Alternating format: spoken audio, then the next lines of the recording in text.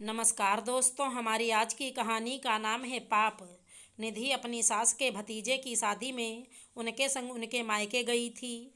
निधि की सासू माँ का मायका गांव में था और उनका परिवार भी बहुत बड़ा था, तो अच्छी खासी भीड़ इकट्ठा हो गई थी वहाँ।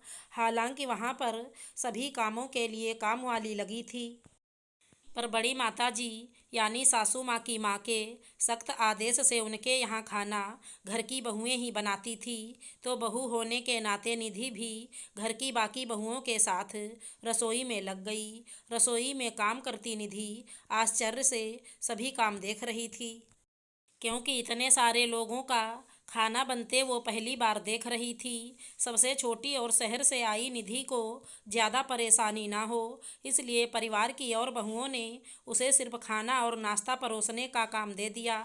अब निधि भाग भाग कर सभी को नाश्ता परोसने लगी, और वो हैरान थी ये देखकर कि रसोई में जितना नाश्ता बना था वो धीरे धीरे ख़त्म हो रहा था, पर खाने वाले अभी भी बैठे थे।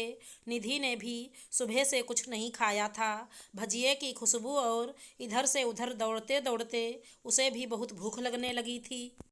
पर यहाँ तो मेहमानों का ही खाना पूरा नहीं हुआ था, तो बहुओं का नंबर कैसे आता। इसलिए उसके मन में भजिए के लिए थोड़ा लालच जाग गया। इस बार जब वो रसोई से प्लेट लेकर निकली तो कमरे में जाकर उसने थोड़े भजिए निकाल दिए और वापस आकर फिर से सभी को परोसने लगी। अब वो इस फिराक में थी कि कब कमरे में जाए और कब खाए, पर ऐसा मौका ही नहीं मिल रहा था उसे। तभी बड़ी माताजी ने निधि को कमरे में बुलाया और भजिए की प्लेट दिखाते हुए बोली, ये क्या है बहू। निधि की जान हलक में आ गई।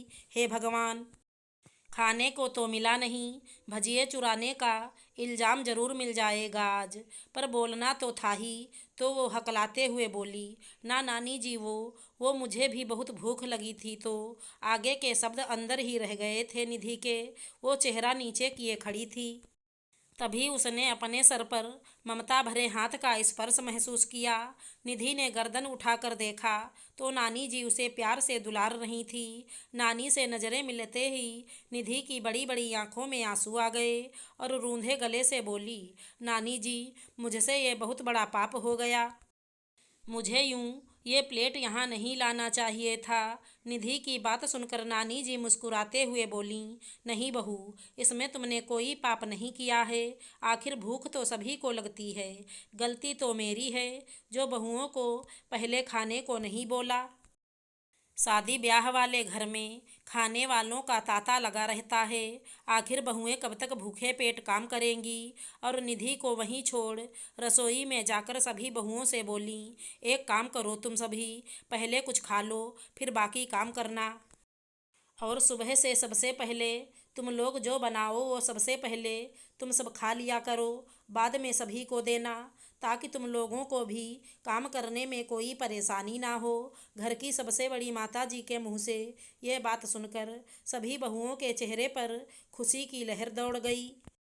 हर कोई कानाफूसी कर रहा था कि आखिर माताजी इतनी कैसे बदल गईं। और माताजी मन ही मन निधि के बारे में सोचकर कभी दुखी तो कभी मुस्कुरा रही थी कि भूख के मारे उस बेचारी भले घर की लड़की को खाने की चोरी जैसा पाप करना पड़ा। और निधि के इस पाप के लिए खुद को जिम्मेदार मानकर अफसोस कर रही थी। उधर निधि एक सख्त महिला में बहुओं के लिए इतनी ममता देख खुश हो रही थी। कुछ भी हो, पर आज निधि के किए एक छोटे से पाप ने बहुओं के पापी पेट का भला कर दिया था। आशा करती हूँ हमारी कहानी अच्छी लगी होगी। धन्यवाद दोस्तों।